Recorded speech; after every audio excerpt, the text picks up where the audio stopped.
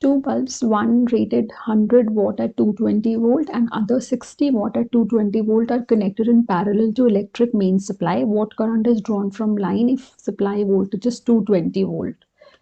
Now two lamps are connected in parallel. This is 100 watt, 220 volt. This is 60 watt and 220 volt. It is connected to 220 volt supply line. You have to find the total current.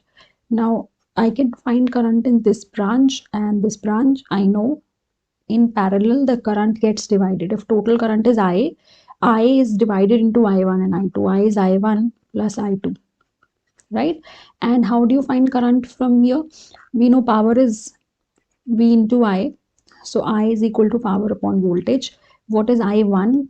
I1 is 100 watt upon 220 volt, which is 5 by 11 ampere, and I2 is equal to 60 watt upon 220, which is 3 by 11 ampere.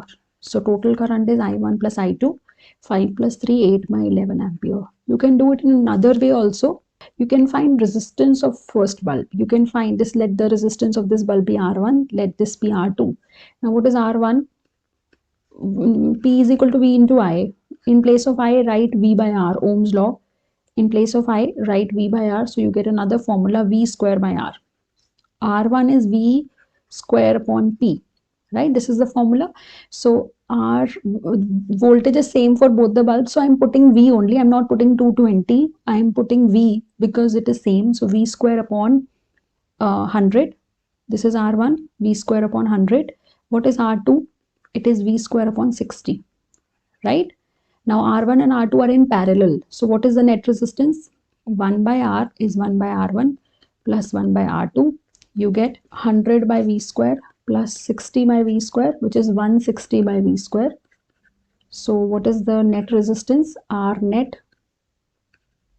is V square upon 160. Now this is R net.